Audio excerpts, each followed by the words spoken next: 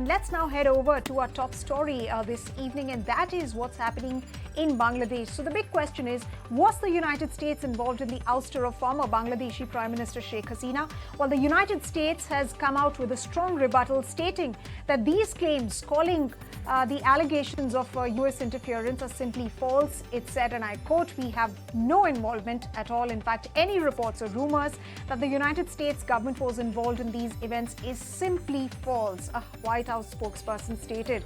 In fact, the spokesperson further commented on the events that are unfolding in the country, stating, and I quote, "This is a choice for and by the Bangladeshi people." Remember, this clarification from the White House spokesperson is coming in after a report cited Hasina as accusing the United States of playing a role because it wanted control over Bangladesh's St. Martin Island. So the big question is, how credible are these claims and what's behind this theory? To discuss that and more, I'm now joined by Suhasini Haidar, diplomatic editor of The Hindu. Thanks very much, ma'am, for joining us this evening. Now, the US is refuting these claims, and also evidence suggests, from what we are seeing in Bangladesh, the dismissal of the Hasina rule was due to internal factors: unhappy students, crisis over job quotas, and at least 300 students dying in these protests, along with a decay in institutions. So what's the basis of these claims that are linking United States involvement to a regime change in the country? Well, certainly the claims have been made by Prime Minister Sheikh Hasina, and I'm not talking about this recent purported letter of resignation that was seen in certain media. In May of this year, towards the end, Sheikh Hasina had made what seemed like a startling kind of claim. She had said at that time that there was a lot of pressure on her from a Western country to hand over some of Bangladesh's sovereignty, essentially a base, an island for a base. She hadn't given too many details, but she had hinted that this was the United States at the time. Although she called it a Western country, she'd also spoken about a conspiracy to create a Christian-dominated extra state between Bangladesh and Myanmar. These were claims at the time that Sheikh Hasina herself had made. So when a few days ago we saw a letter that some of these Facebook accounts had put out saying that this was written by Sheikh Hasina, that seemed to be a continuation of those earlier claims in which in this particular letter, which now has been denied by her son, he says, "My mother has nothing to do with this letter."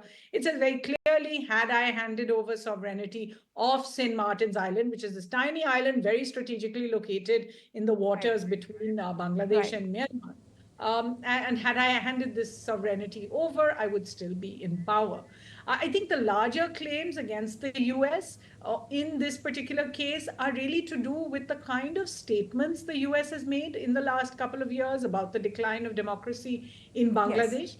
Very specifically, last year, they also passed, in May of 2023, they passed a special visa policy for the promotion of democracy in Bangladesh. This is not something they do for other countries, or certainly not in countries in the region. I mean, Pakistan's had fairly controversial elections. The US didn't do it for Pakistan. So there's been a consistent kind of claim that the US is getting tough with the Hasina government, and therefore had very tense ties with the Hasina government. And so therefore the larger feeling that the US was behind instigating some of the protests. Yes.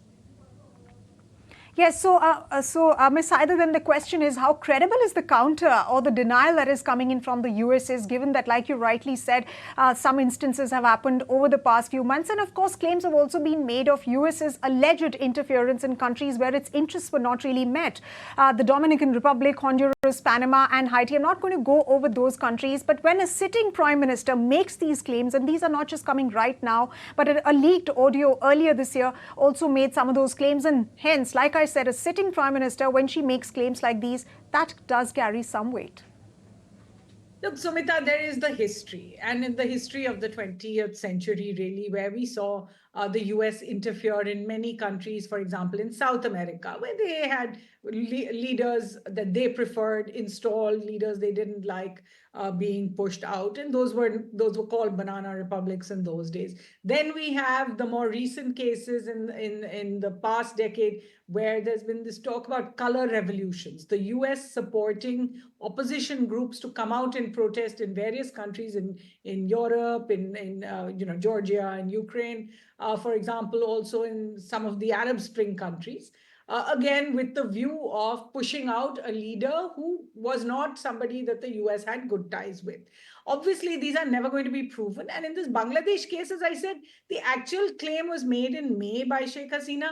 This letter, even Sheikh Hasina's son, who is the only person speaking up for the Awami League right now, we haven't been able to get the Awami League leadership to talk about this letter at all, has distanced himself from this claim. So I think there's a broader sense that when the US does not have good ties with a certain government, and this is an old issue between the Awami League government and the US, there's been mistrust for decades. Then when that leadership gets pushed out, there is a if you like, a kind of needle of suspicion running to the US in particular. However, we have over the last few weeks also seen the allegations that Pakistan's ISI was somehow involved, that the Pakistan High Commission in Dhaka, somewhere. Yes. None of these are actually proven. Yes.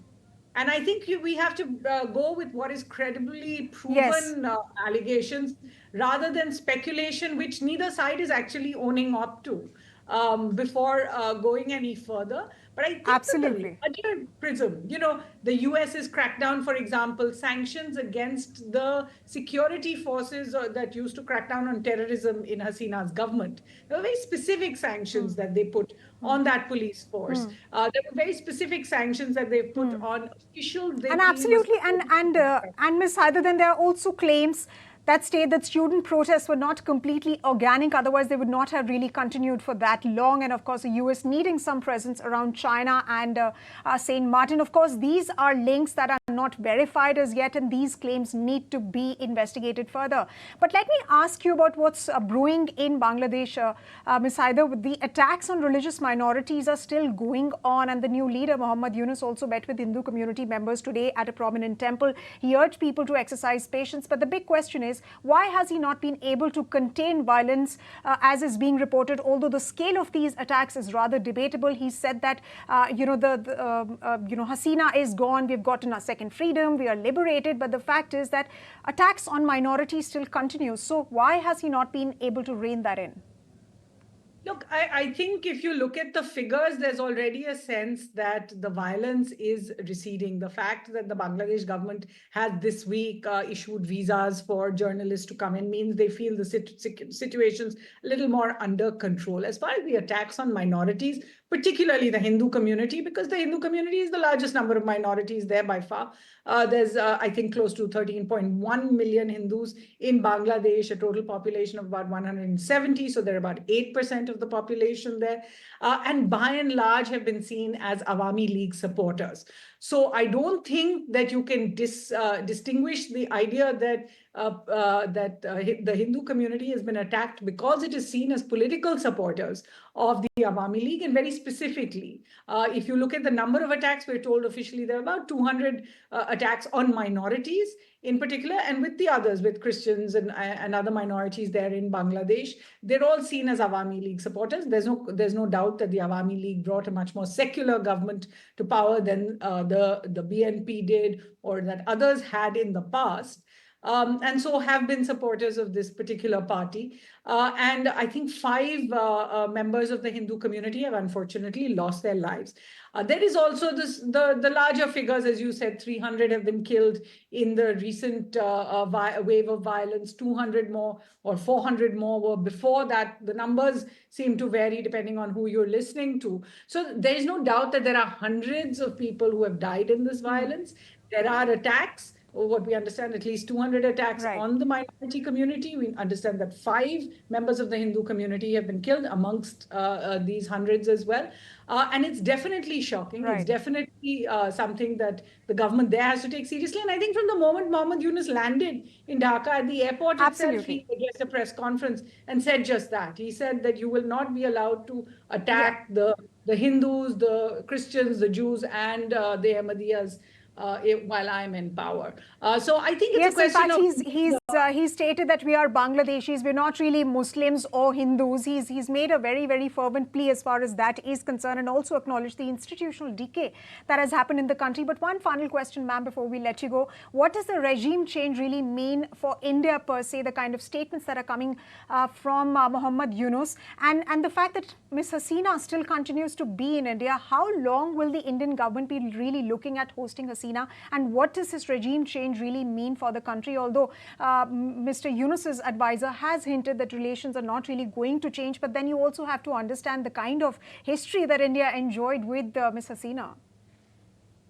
Certainly, and there's no question that when a friendly government like the Hasina government goes out of power for in any way in a country in the neighborhood, it is a setback for India. Firstly, there is the intelligence failure. Secondly, there is the idea that India did not work closely with the Hasina government, seeing the kind of protests that they were. And you can't take away from the organic nature of these protests that we have seen. There are students involved there. It is true that some of it was a criminal element. It is true that we saw other groups, the BNP, the Jamaat, the Hifazat, others also get involved in the protest. But at the end of the day, it was the students driving this. Now, the truth is that Bangladesh and India have built very close ties in 15 years. So whether those ties are on trade, whether they're on connectivity, whether they're on infrastructure development, whether they're on strategic sort of issues, military cooperation, the India and Bangladesh's ties have gone from strength to strength since 2009, when Sheikh Hasina came back to power in a certain sense. There have been many deals, and the real worry for India is going to be, will these agreements now be reopened? Will the infrastructure agreements for roads, for bridges, for hydropower plants, all of those, and the railways, be reviewed because they were made with India? What about the private infrastructure? And we heard from Finance Minister Nirmala Sitharaman saying, we hope that these private agreements will not be in any way reviewed. There is the massive Adani power plant agreement from their Jharkhand plant to Bangladesh as well, which had come under a lot of criticism from the opposition. So will that be reopened? So that's a second set of problems I think India has. And I think the third set is really a geostrategic one, because the Hasina government put India right at the top of its list. Will a new government do that? And the US-China geopolitical rivalry, how is that going to shift? Will the entry of the US now in Bangladesh be seen on a much larger scale? Will it lead to a larger sort of rivalry between the US and China, which is very well entrenched in Bangladesh as well? And will India get cut out of that? So I think those are the three main issues for India. Right, absolutely. And lots of pivots expected to happen. And like you rightly said, it'll be interesting to see whether the present dispensation is really open to carrying forward those agreements and aligning the interests of both the countries. On that note, thank you very much, Ms. Haidar, for joining us in discussing your perspectives on this very important. If you like this video, then like, share and subscribe to ET Now.